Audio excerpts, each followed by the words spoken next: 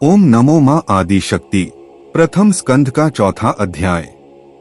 देवी की श्रेष्ठता पर। ऋषियों ने कहा, थे सौम्य, शुकदेव का जन्म कैसे हुआ? इन पुराण संहिताओं का अध्ययन किसने किया? व्यासदेव की किस पत्नी से और कैसे?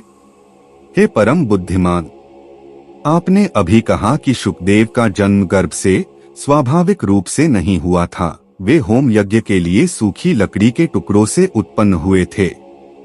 लेकिन हमने पहले सुना है कि महान तपस्वी अपनी मां के गर्भ में ही योगी थे, इसलिए हमारे मन में एक बड़ा संदेह है। बेहतर होगा कि आप आज इसे दूर करें। उन्होंने इन विशाल पुराणों का भी अध्ययन कैसे किया, यह बताएं।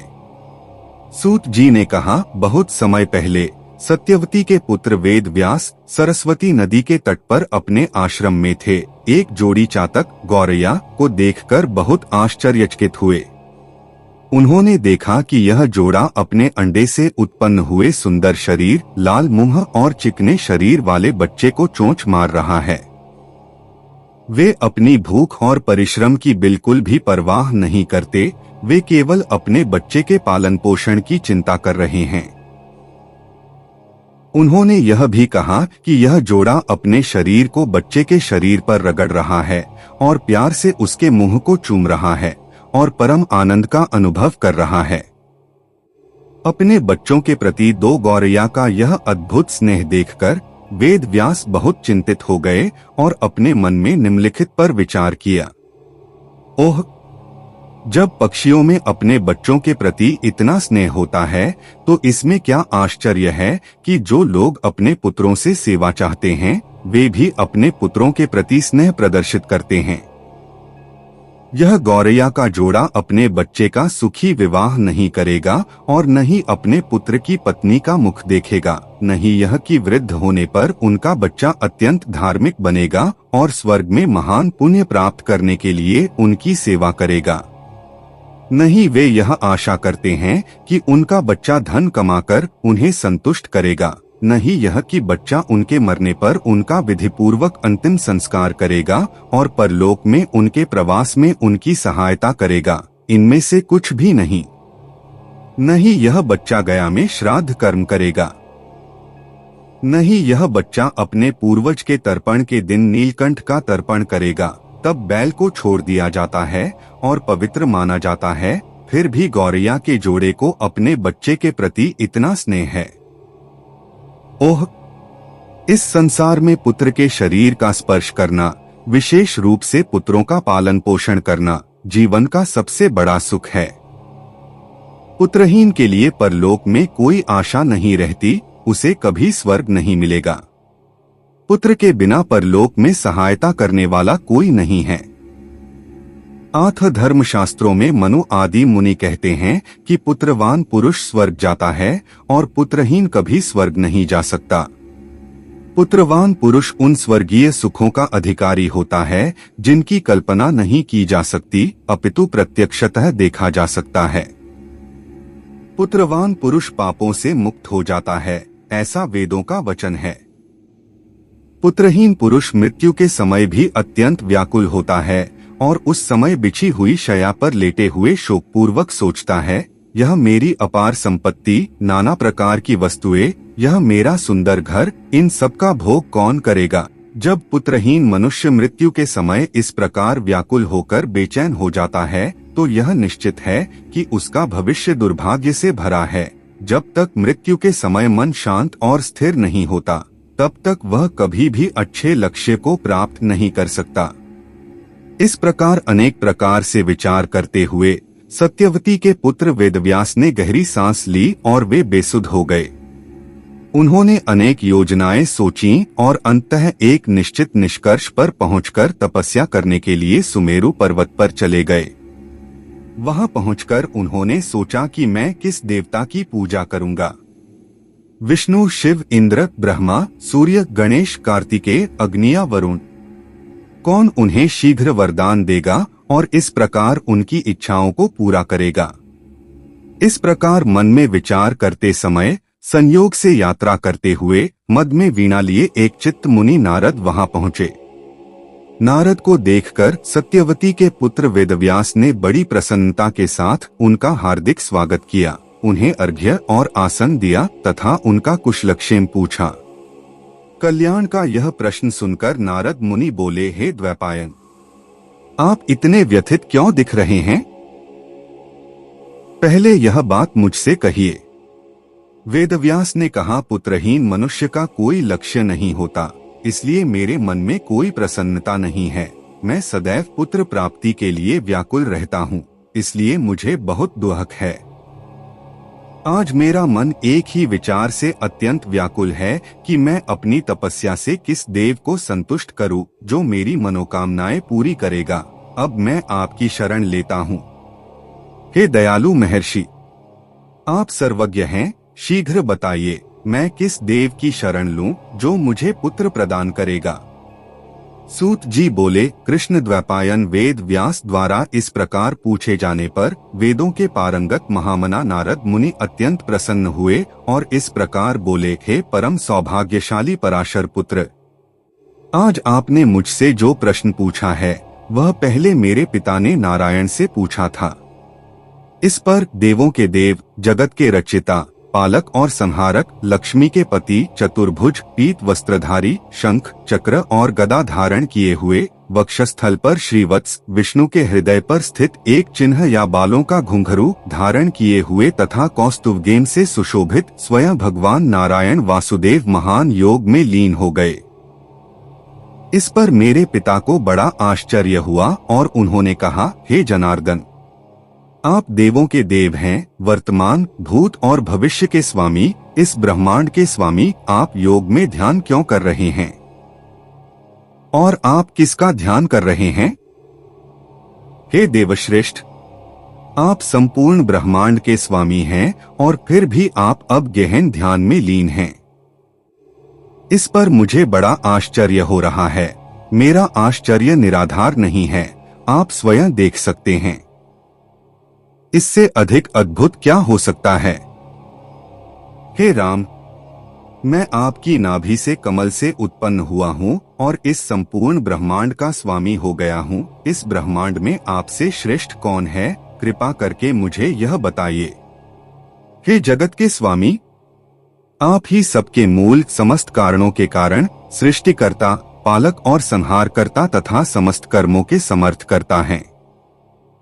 हे महाराज, आपकी इच्छा से मैं इस संपूर्ण ब्रह्मांड की रचना करता हूँ और रुद्र समय आने पर इस जगत का संहार करते हैं।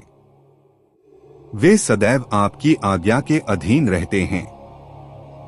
हे प्रभु, आपकी आज्ञा से ही सूर्य आकाश में विचरण करते हैं, वायु अनेक शुभ अशुभ रूपों में बहती है, अग्नि ताप देती है और मेघ वर्षा करते हैं।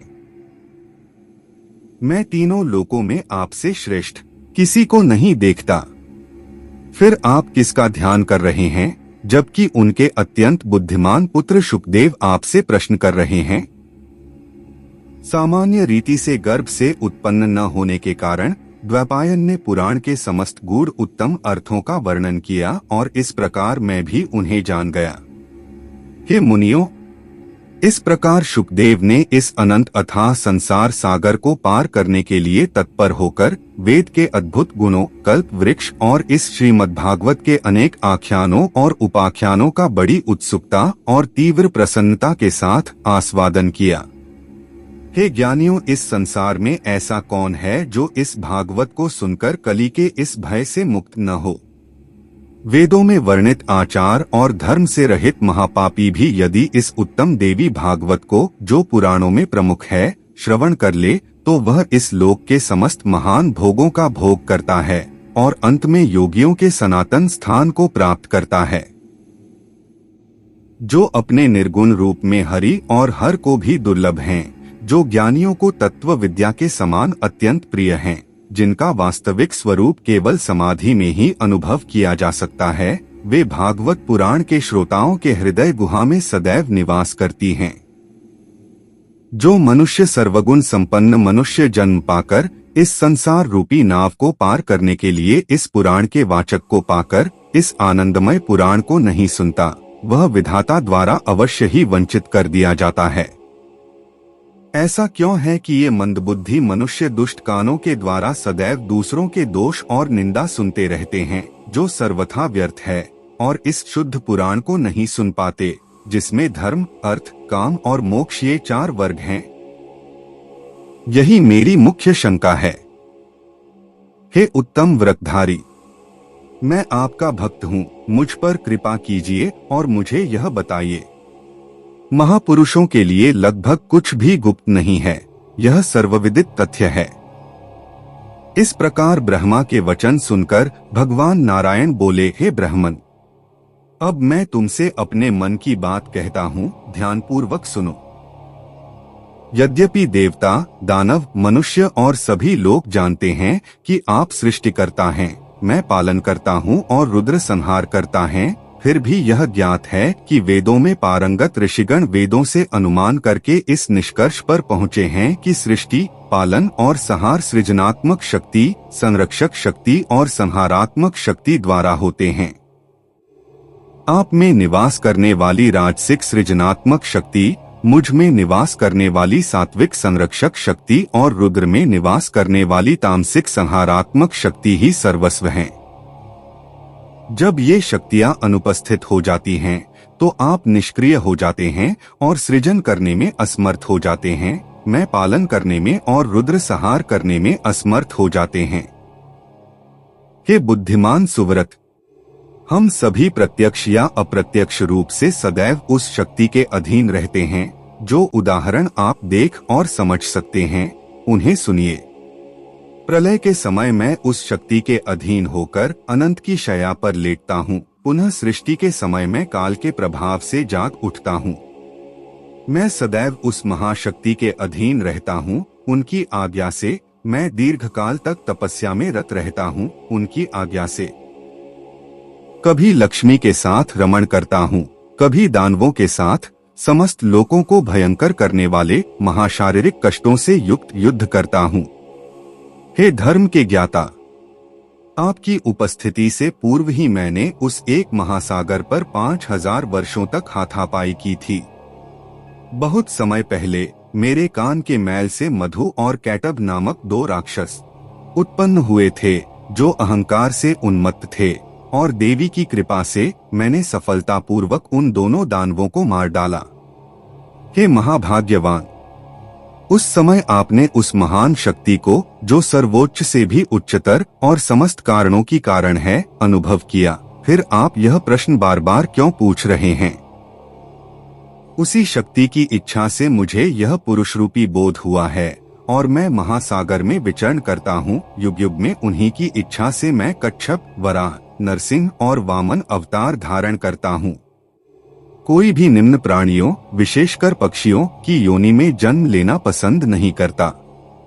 क्या आप सोचते हैं कि मैं स्वेच्छा से वराह, कच्छप आदि अप्रिय योनियों में जन्म लेता हूँ? अर्थात कदापि नहीं। ऐसा कौन स्वतंत्र मनुष्य है जो लक्ष्मी के साथ सुखमय भोग को त्याग कर मत्स्य आदि निम्न प्राणियों में जन्म लेता है, अथवा गरुड़ के आसन को छोड़कर महान युद्ध संघर्षों में प्रवृत्त होता है? हे स्वयंभू, प्राचीन काल में आपने अपनी आंखों के सामने देखा था कि धनुष की प्रत्यंचा अचानक उखड़ जाने से मेरा सिर कट गया था। तब आप एक घोड़े का सिर लाए और उसकी सहायता से दिव्य शिल्पी विश्वकर्मा ने उसे मेरे सिरविहीन शरीर पर लगा दिया। हे ब्रह्मा, तब से मैं मनुष्यों के बीच हयग्रीव नाम से विख्यात हूँ। यह बात आपको भली भांति ज्ञात है। अब कहिए, यदि मैं स्वतंत्र होता तो क्या मेरे साथ ऐसा कलंक घटित होता? कदापि नहीं। आठ मैं स्वतंत्र नहीं हूँ, मैं सब प्रकार से उस शक्ति के अधीन हूँ। हे कमलवत, मैं सदैव उस शक्ति का ध्यान करता हूँ और मैं उस शक्ति के अतिरिक्त किसी अन्य को नहीं जानता। नारद जी ने कहा, इस प्रकार विष्णु ने ब्रह्मा जी से कहा, हे मुनि वेदव्यास, ब्रह्मा जी ने मुझसे यह कहा, आठ तुम भी अपने संकल्प की सिद्धि के लिए अपने हृदय कमल में शांत भाव से भगवती के चरण कमलों का ध्यान करो। वह देवी तुम्हें वह सब प्रदान करेंगी जो तुम चाहते हो। सूत जी ने कहा, नारद जी के इन वचनों को सुनकर सत्यवती के पुत्र वेदव्यास देवी के चरण कमलों को ही इस संसार का सर्वस्व मानकर तपस्या के लिए पर्वतों पर चले गए। इस प्रकार 18,000 श्लोकों वाले महापुराण श्रीमद् देवी भागवतम में देवी की श्रेष्ठता पर आधारित प्रथम स्कंध का चौथा अध्याय समाप्त होता है। प्रथम स्कंध का 5वां अध्याय हयग्रीव की कथा पर। ऋषियों ने कहा, हे सूत, आपके इस परम अद्भुत संपूर्ण जगत को आश्चर्यचकित करने वाले वचन को सुनकर हमारे मन संशय के समुद्र में डूब गए हैं। सबके स्वामी जनार्दन माधव का सिर उनके शरीर से अलग हो गया और वे बाद में अश्वमुख वाले हयग्रीव कहलाए। ओह, इससे बढ़कर और क्या आश्चर्य हो सकता है। जिनकी वेद भी स्तुति करते हैं, सभी देवता जिन पर आश्रित हैं, जो समस्त कारणों के कारण हैं, आदि देव जगन्नाथ ब्रह्मांड के स्वामी से पूछा, ओह, उनका सिर कैसे कटा? हे परम बुद्धिमान, मुझे यह सब विस्तार पूर्वक बताइए। सूत जी ने कहा, हे मुनियों, देवों के देव परम बलशाली विष्णु के यशस्वी कार्यों को ध्यान पूर्वक सुनो। एक समय 10,000 वर्षों तक लगातार भयंकर युद्ध करने के बाद सनातन देव जनार्दन थक गए।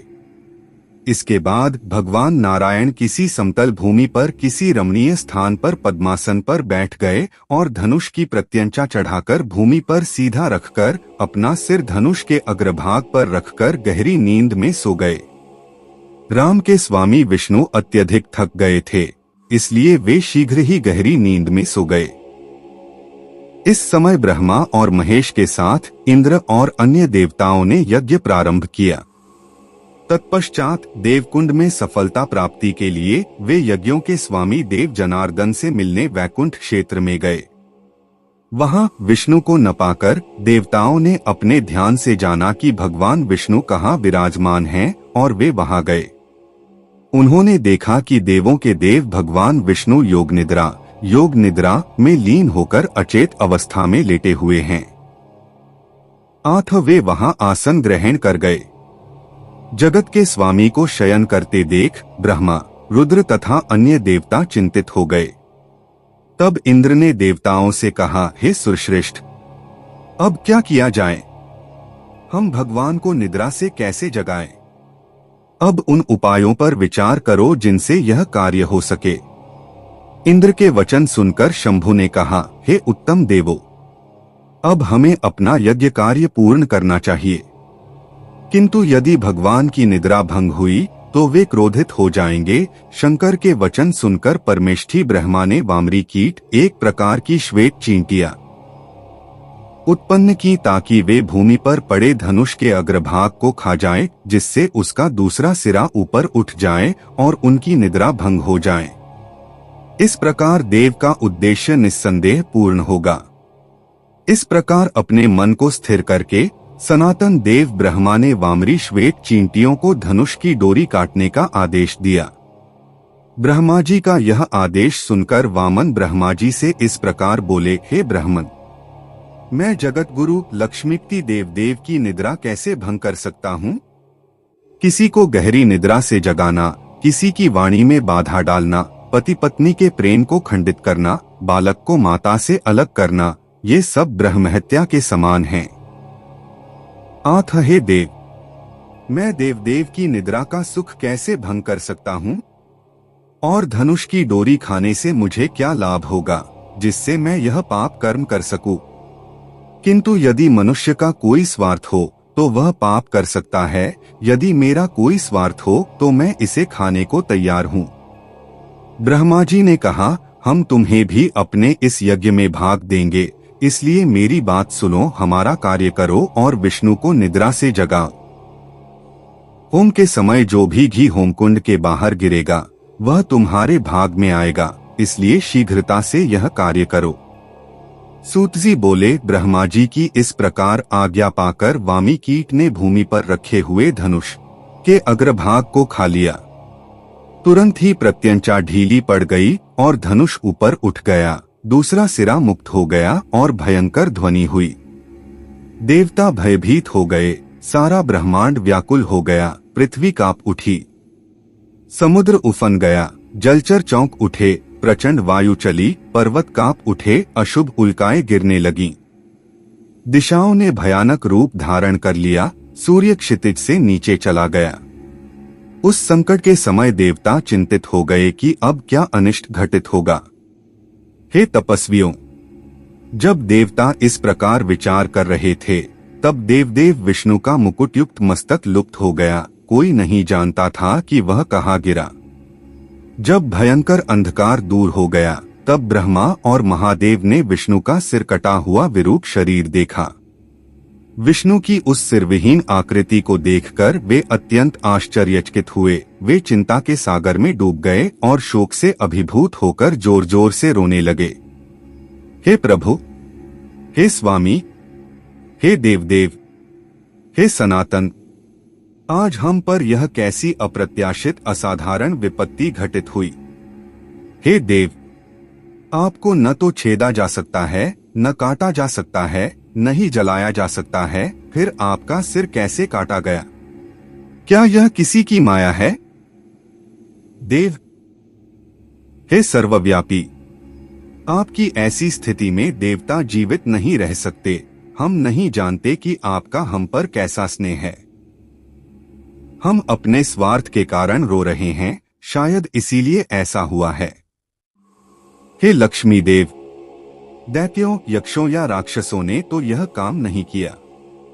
हम इसका दोष किसको दें? देवताओं ने तो स्वयं ही यह हानि की है।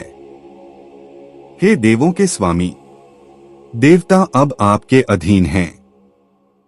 वे आपके अधीन हैं। अब हम कहां जाएं?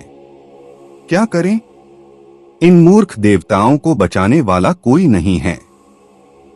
इस समय शिवजी तथा अन्य देवताओं को रोते देख वेदों के पारंगत विद्वान बृहस्पति देव ने उन्हें इस प्रकार सांत्वना दी, हे परम सौभाग्यशाली, इस प्रकार रोने और पश्चाताप करने से क्या लाभ?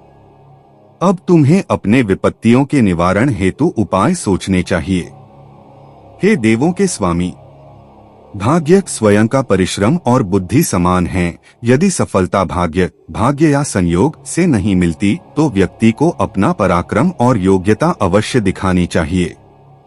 इंद्र बोले, धिक्कार है तुम्हारे परिश्रम को, जब हमारी आंखों के सामने स्वयं भगवान विष्णु का सिर काट दिया गया। धिक्कार है तुम्हारे पराक्रम और बुद्धि को। मेरी राय में भाग्य ही सर्वोच्च है। ब्रह्मा जी ने कहा, शुभ या अशुभ जो कुछ भी दैव भाग्य द्वारा निर्धारित है, उसे सभी को भोगना ही पड़ता है। दैव से परे कोई नहीं जा सकता। जब कोई शरीर धारण करता है, तो उसे सुख और दुख अवश्य भोगने पड़ते हैं, इसमें तनिक भी संदेह नहीं है। देखो, बहुत समय पहले दैव की विडंबना से शंभु ने मेरा सिर काट दिया था। उनकी जन्नेंद्रिय भी शाप से नीचे गिर गई थी। उसी प्रकार आज हरि का सिर लवण सागर में गिर गया है। काल के प्रभाव से शची के स्वामी इंद्र के शरीर पर सहस्त्र योनि चिन्ह हो गए। वे स्वर्ग से निष्कासित हो गए और उन्हें मानस सरोवर में कमलों के बीच रहना पड़ा तथा अन्य अनेक दुख भोगने पड़े। हे महापुरुषों, जब ऐसे पुरुष दुख भोगते हैं, तब संसार में ऐसा कौन है जो दुख न भोगता हो? अतः तुम सब दुख त्याग कर सनातन महामाया का ध्यान करो, जो सबकी माता हैं, सबकी धारण करने वाली हैं, ब्रह्म विद्या स्वरूप हैं, गुणों से परे हैं, आदि प्रकृति हैं, तथा जो चराचर तीनों लोकों में व्याप्त हैं, वही हमारा कल्याण करेंगी। सूत जी ने कहा। देवताओं से ऐसा कहकर ब्रह्मा जी ने समस्त वेदों को, जो अपने अपने स्वरूप में वहां अवतरित थे, देव कार्य की सफलता के लिए आदेश दिया। ब्रह्मा जी ने कहा, हे वेदों, अब जाओ और उन परम पवित्र देवी महामाया का भजन करो, जो ब्रह्म विद्या हैं, जो सभी प्राणियों को उनके सफल प्राणियों तक पहुंचाती हैं, जो सभी रूपों में छिपी हुई हैं। उनके वचनों को सुनकर सर्वसुंदर वेदों ने महामाया का भजन करना आरंभ कर दिया, जिन्हें ज्ञानी समझ सकते हैं और जो संसार में व्याप्त हैं। वेदों ने कहा, देवी को नमस्कार, महामाया को, शुभ को, ब्रह्मांड की रचयिता को हम आपको नमस्कार करते हैं, जो गुणों से परे हैं, सभी प्राणियों की शासक हैं। हे माता, आप शंकर को उनकी इच्छाएं भी प्रदान करती हैं। आप सभी वस्तुओं की पात्र हैं, आप सभी जीवों के प्राण हैं। आप बुद्धि, लक्ष्मी, धन, शोभा, क्षमा, क्षमा, शांति, शांति, श्रद्धा, विश्वास, मेधा, बुद्धि, धृति, धैर्य और स्मृति, स्मरण हैं। आप प्रणव ओम के ऊपर बिंदु ओम हैं और आप अर्धचंद्र के समान स्वरूप वाली हैं। आप गायत्री हैं, आप व्याहृति हैं। आप सभी प्राणियों में जया, विजया, धात्री, सहायिका, लज्जा, शील, कीर्ति, यश, इच्छा, इच्छा और दया, दया हैं। हे माता, आप तीनों लोकों की दयालु माता हैं। आप हे माता, हे जगत के कल्याणकारी आराध्य मंगलमय विद्या, आप ही ब्रह्मांड का संहार करती हैं और आप ही विजय मंत्रों में कुशलता पूर्वक निवास करती हैं। अथ हम आपकी स्तुति करते हैं। हे माता, ब्रह्मा, विष्णु, महेश्वर, इंद्र, सूर्य, अग्नि, सरस्वती तथा अन्य ब्रह्मांड के अधिपति, ये सभी आपकी ही रचना हैं। अथ इनमें से कोई भी आपसे श्रेष्ठ नहीं है। आप ही समस्त चराचर वस्तुओं की माता हैं। हे माता, जब आप इस दृश्यमान ब्रह्मांड की रचना करना चाहती हैं, तो आप सबसे पहले ब्रह्मा, विष्णु और महेश्वर की रचना करती हैं और उनसे इस ब्रह्मांड की रचना, पालन और संहार करवाती हैं, परंतु आप संसार से सर्वथा अनासक्त रहती हैं। आप सदैव अपने एक रूप में स्थित रहती हैं। इस ब्रह्मांड में कोई भी आपके स्वरूप को जानने में समर्थ नहीं है। नहीं कोई ऐसा है जो आपके नामों का गान कर सके। जो एक साधारण कुएं को पार नहीं कर सकता, वह अथाह सागर को पार करने की प्रतिज्ञा कैसे कर सकता है। हे भगवती, देवताओं में भी कोई आपकी अनंत शक्ति और महिमा को विशेष रूप से नहीं जानता। केवल आप ही जगत की स्वामिनी और जगत जननी हैं। समस्त वेद इस बात के साक्षी हैं कि किस प्रकार आपने ही इस अवास्तविक एवं क्षणभंगुर जगत की रचना की है। हे देवी, आप बिना किसी प्रयास और कामना के इस दृश्य जगत की कारण बनी हैं। आप स्वयं अपरिवर्तित हैं। यह महान आश्चर्य है। हम विपरीत गुणों के इस सम्मिश्रण की कल्पना भी नहीं कर सकते। हे माता, जब आप स्वयं अपने स्वरूप को नहीं जानती, तो हम आपकी उस शक्ति को कैसे समझ सकते हैं जो समस्त वेदों से भी अज्ञात है। हम इस बात से भ्रमित हैं। हे माता, बात यह है कि आप विष्णु के सिर के गिरने के विषय में कुछ नहीं जानती, या आप जानबूझकर विष्णु के पराक्रम की परीक्षा लेना चाहती थीं। क्या ऐसा है कि हरि ने कोई जघन्य पाप किया है? ऐसा कैसे हो सकता है? आपके अनुयायियों को पाप कहाँ है जो आपकी सेवा करते हैं? हे माता, आप देवताओं के प्रति इतनी उदासीन क्यों हैं? यह महान आश्चर्य है कि विष्णु का सिर कटा हुआ है।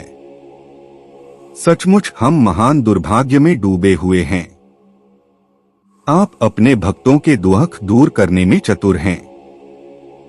आप विष्णु के शरीर पर पुनः सिर लगाने में विलंब क्यों कर रहे हैं? हे देवी, क्या आपने देवताओं पर क्रोध करके उसे विष्णु पर आरोपित किया है?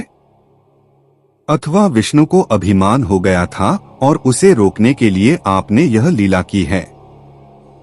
अथवा क्या दैत्यों ने विष्णु से पराजित होकर किसी सुंदर तीर्थ में जाकर कठोर तपस्या की है और उन्हें वरदान प्राप्त हुए हैं और इसलिए विष्णु का सिर कटकर गिर गया है?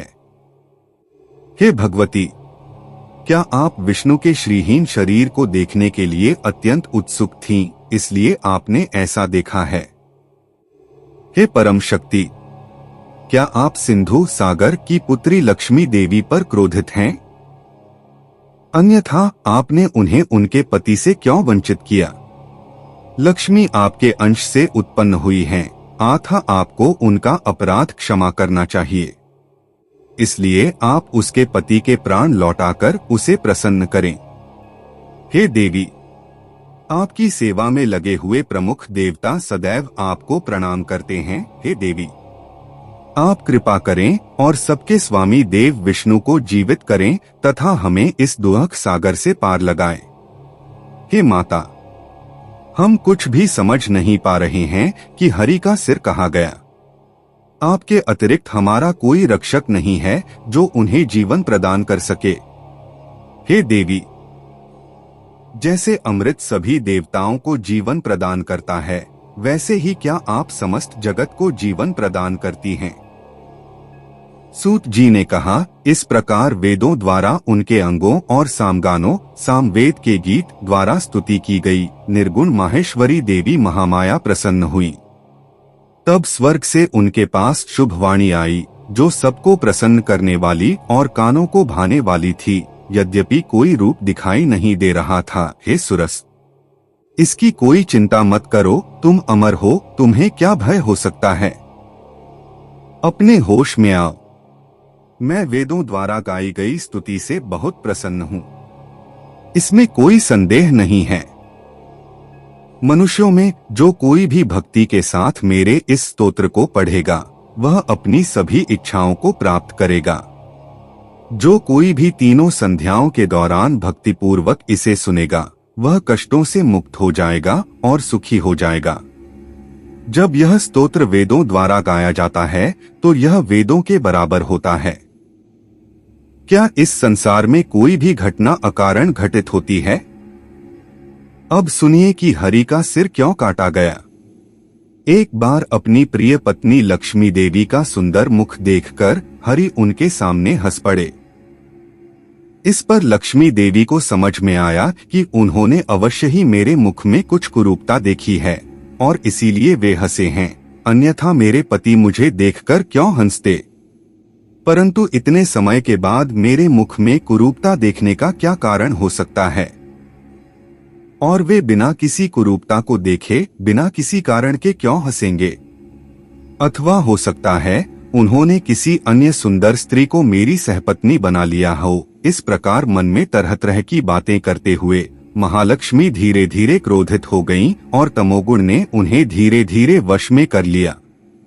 तब भाग्यवश भगवान का कार्य पूर्ण करने के लिए अत्यंत भयंकर तामस शक्ति उनके शरीर में प्रवेश कर गई।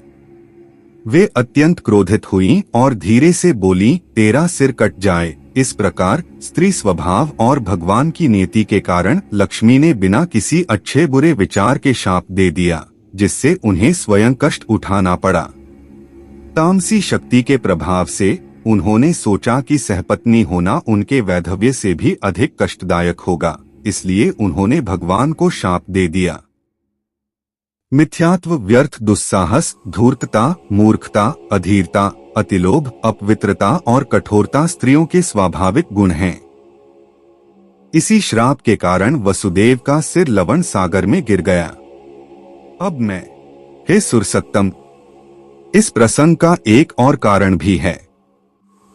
इससे तुम्हें बड़ी सफलता मिलेगी। प्राचीन काल में हयग्रीव नामक एक प्रसिद्ध दैत्य सरस्वती नदी के तट पर घोर तपस्या करता था।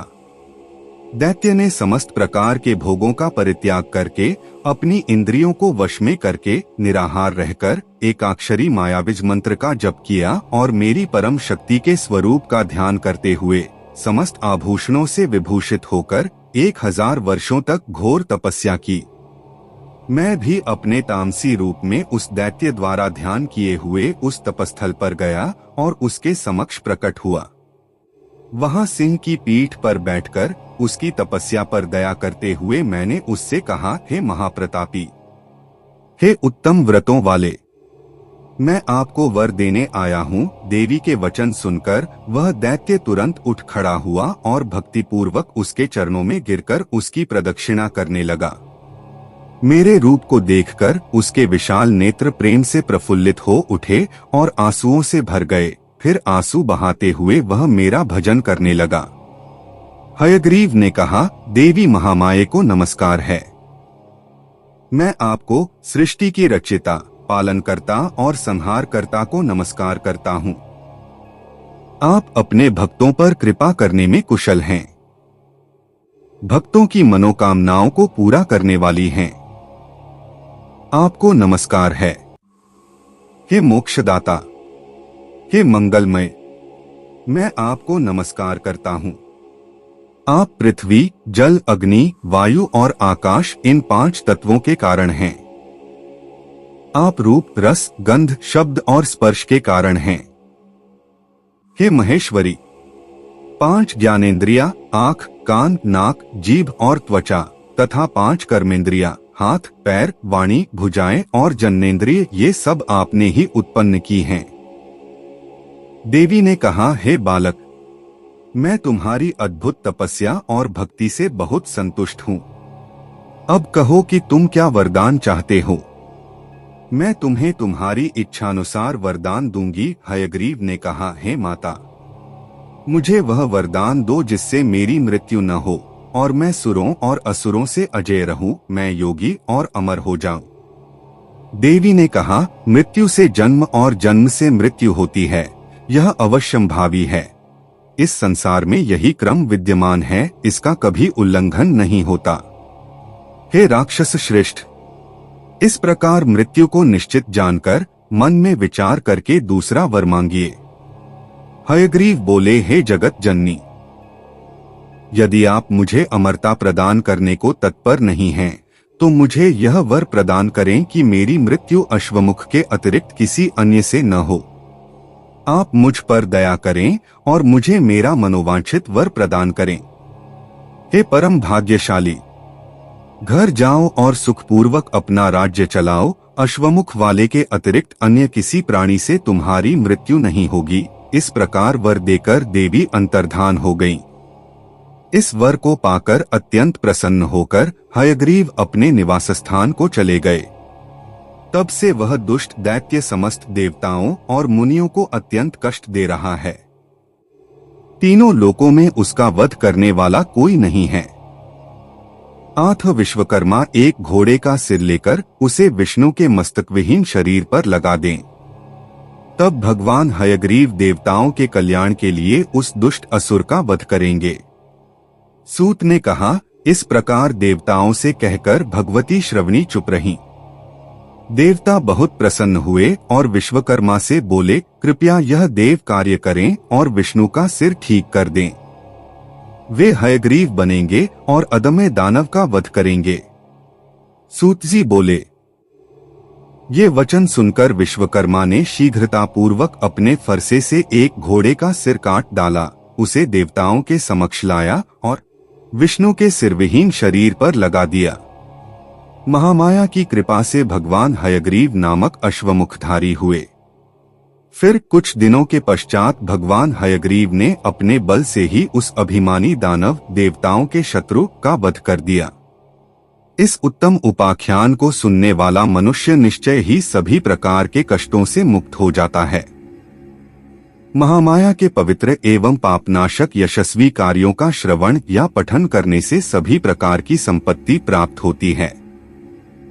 इस प्रकार महापुराण श्रीमद् देवी भागवतम के 18,000 श्लोकों में हयग्रीव की कथा के वर्णन पर आधारित प्रथम स्कंध का 5वां अध्याय समाप्त होता है।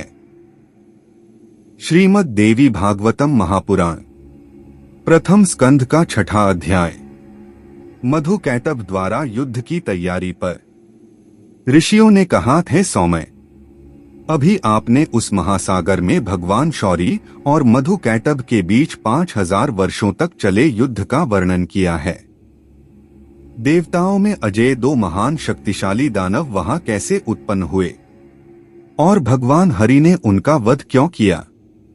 हे परम बुद्धिमान, कृपया उस महान अद्भुत घटना का वर्णन करें। हम सभी इसे सुनने के लिए अत्यंत उत्सुक हैं और आप महान पंडित और वक्ता हैं जो हमारे सामने उपस्थित हैं। यह हमारा सौभाग्य है कि हम यहाँ आपके दर्शन को प्राप्त हुए हैं। जैसे अशिक्षित का संपर्क बहुत दुखदायी होता है, वैसे ही शिक्षित का संपर्क अमृत के समान सुखदायक होता है। इस संसार में पशु अशिक्षितों की तरह रहते हैं। वे खाते हैं, अपनी प्रकृति के अनुसार पुकारते हैं, मलमूत्र त्याग करते हैं और मैथुन को अच्छी तरह जानते हैं। केवल वे ही सही और गलत का, वास्तविक का विवेकपूर्ण ज्ञान चाहते हैं और असत्य तथा विवेक का ज्ञान जो मोक्ष या अंतिम मुक्ति की ओर ले जाता है, यही एकमात्र अंतर है। इसलिए जो लोग भागवत और उसके समान ग्रंथों को सुनने में रुचि नहीं रखते, वे पशु के समान हैं, इसमें कोई संदेह नहीं है। देखो, हिरण और कुछ अन्य जानवर मनुष्यों की तरह श्रवणेंद्रिय का आनंद ले सकते हैं और सर्प यद्यपि श्रवणेंद्रिय में कम होते हैं, फिर भी मनुष्यों की तरह मोहित हो जाते हैं, मानो मधुर ध्वनि सुनने का आनंद ले रहे हों। वास्तव में 5 ज्ञानेंद्रियों में से श्रवणेंद्रिय और दृष्टि लाभकारी हैं, क्योंकि वस्तुओं का ज्ञान श्रवण से उत्पन्न होता है और हृदय दर्शन से प्रसन्न होता है। इसलिए पंडितगण श्रवण के विषयों को 3 श्रेणियों में विभाजित करते हैं, 1 सात्विक, 2 राजसिक और 3 तामसिक। वेद और अन्य शास्त्र सात्विक हैं, साहित्य राजसिक है और युद्ध समाचार तथा दूसरों में दोष निकालना तामसिक है। बुद्धिमान लोग सात्विक को पुनः 3 उपवर्गों में विभाजित करते हैं, उत्तम, मध्यम और निकृष्ट। जो मोक्ष देता है वह उत्तम है, जो स्वर्ग देता है वह मध्यम है और जो सांसारिक सुख देता है वह निकृष्ट है। इसी प्रकार साहित्य 3 प्रकार का है। जो लोगों को अपनी वैध पत्नियों के साथ रहने का वर्णन करता है वह श्रेष्ठ है, जो वेश्याओं का वर्णन करता है वह मध्यम है और जो लोगों को दूसरों की पत्नियों के साथ रहने के लिए कहता है वह निकृष्ट है। शास्त्रों के दृष्टा विद्वान पुरुष तामसिक श्रवण के विषयों को 3 श्रेणियों में विभाजित करते हैं, जिसमें शत्रुओं के साथ युद्ध का वर्णन किया गया है वह उत्तम है, जिसमें पांडवों के समान शत्रुओं के साथ द्वेष और द्वेष से किए गए युद्ध का वर्णन किया गया है वह मध्यम है और जिसमें बिना किसी कारण के युद्ध का वर्णन किया गया है वह निकृष्ट है। इसलिए हे परम बुद्धिमान, पुराणों का श्रवण अन्य शास्त्रों के श्रवण से कहीं अधिक श्रेष्ठ है, क्योंकि इससे पाप नष्ट हो जाते हैं, बुद्धि बढ़ती है और पुण्य संचित होते हैं। इसलिए हे बुद्धिमान, कृपया हमें जीवन की सभी आवश्यकताओं को पूरा करने वाले उन पुराणों का वर्णन करें जिन्हें आपने पहले कृष्ण द्वैपायन के मुख से सुना था। ऋषियों के ये वचन सुनकर सूत जी बोले, हे परम सौभाग्यशाली, जब आप सभी पुराण सुनने के इच्छुक हैं और मैं उन्हें सुनाने के लिए तैयार हूँ, तब हम दोनों पृथ्वी पर धन्य हैं। प्राचीन काल में, प्रलय काल में, जब तीनों लोक और संपूर्ण ब्रह्मांड जल में विलीन हो गए थे और देवदेव जनार्दन सहस्र मुख वाले अनंत सर्प की शैया पर सो रहे थे, भगवान विष्णु के कान के पास से 2 अत्यंत शक्तिशाली दैत्य मधु और कैटभ उत्पन्न हुए। वे समुद्र के जल में पलते बढ़ते और उसी में क्रीड़ा करते हुए अपना कुछ समय व्यतीत करते थे। एक बार जब वे दोनों विशाल शरीर वाले दैत्य आपस में 2 भाइयों की भांति क्रीड़ा कर रहे थे, तो उन्होंने सोचा कि सेनापति ब्रह्मांड का नियम है कि कोई भी कार्य बिना कारण के घटित नहीं होता और कोई भी वस्तु उसके आधार के बिना स्थिर नहीं रह सकती। लेकिन हम यह नहीं समझ पाते कि हमारा आधार क्या है या हम पर कौन टिका है। विशाल सागर का यह मनोरम विस्तार किस पर टिका है? इसे किसने बनाया? यह कैसे बना? हम यहाँ जल में क्यों डूबे हुए हैं? हमें किसने बनाया? और हमारे माता पिता कौन हैं? इनमें से किसी के बारे में हम कुछ भी नहीं जानते। इस प्रकार विचार करते हुए जब वे किसी निष्कर्ष पर नहीं पहुंच सके, तब कैटभ ने जल के भीतर अपने पास बैठे मधु से कहा, हे भाई, मुझे ऐसा प्रतीत होता है कि वह महान अचल शक्ति जो हमें इस जल में स्थित करती है ही सबका कारण है। यह समस्त जलराशि भी उसी शक्ति से व्याप्त होकर उसी पर स्थित है। वे परम देवी ही अवश्य ही हमारा कारण हैं। जब इस विचार में लीन दोनों असुरों ने यह समझा, तो उन्होंने हवा में सुंदर वाग्विज वाक वाणी देवी सरस्वती का बीज मंत्र सुना। फिर उन्होंने वाग्विज मंत्र का उच्चारण करना शुरू किया और बड़ी दृढ़ता के साथ इसका अभ्यास किया। इसके बाद उन्होंने हवा में ऊपर उठती हुई शुभ बिजली देखी और सोचा कि निश्चित रूप से हमारा मंत्र जिसका हम जप कर रहे हैं स्वयं इस प्रकाश रूप में प्रकट हुई है, और इस प्रकार हमने निश्चित रूप से हवा में वाणी की देवी सरस्वती के सगुण रूप गुणों सहित रूप को देखा है। इस प्रकार अपने मन में विचार करते हुए उन्होंने बिना कुछ खाए अपने मन को नियंत्रित किया, लगातार उसी का चिंतन किया, अपने पूरे मन को उसी पर केंद्रित किया और मंत्र का जप और ध्यान करते हुए उसके साथ एक हो गए। इस प्रकार उन्होंने उस महान तप का अभ्यास करते हुए 1000 वर्ष व्यतीत कर दिए। जब परम आद्या शक्ति उनसे प्रसन्न हुई और तप में दृढ़ उन दोनों दानवों को थका हुआ देखकर अदृश्य रूप से दिव्य वाणी द्वारा उनसे इस प्रकार कहा, हे दोनों दानवों, मैं तुम्हारी तपस्या से अत्यंत प्रसन्न हूँ। आथ जो चाहो वर मांग लो, मैं तुम्हें प्रदान करूंगी। तब दिव्य वाणी सुनकर दोनों दानवों ने कहा, हे देवी, हे सुव्रते, हमें यह वरदान दीजिए कि हम जब चाहें मर जाएं।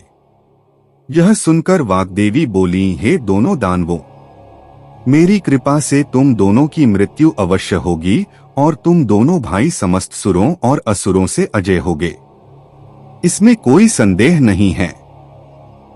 सूतजी बोले, जब देवी ने उन्हें यह वरदान दिया तो वे दोनों दानव अभिमान से फूलकर समुद्र में जलचरों के साथ क्रीड़ा करने लगे। हे ब्राह्मणों, इस प्रकार कुछ दिन बीते। जब उन दोनों शक्तिशाली दानवों ने हरि के नाभिकमल पर विराजमान प्रजापति ब्रह्मा को देखा, उनके मन में संशय उत्पन्न हुआ और उन्होंने युद्ध करने की दृष्टि से उससे कहा, हे सुव्रत, या तो हमसे युद्ध करो या इस कमल के आसन को त्याग कर जहां चाहो वहां चले जाओ। यदि तुम इतने दुर्बल हो तो यह शुभ कमल का आसन तुम्हारे योग्य नहीं है, क्योंकि इसका उपभोग वीरों को करना चाहिए। इसलिए यदि तुम दानवों के ये शब्द सुनकर तपस्या में लीन प्रजापति ने उन दोनों महान शक्तिशाली वीरों को देखा और चिंतित होकर सोचने लगे कि अब क्या करना चाहिए और वहीं प्रतीक्षा करने लगे।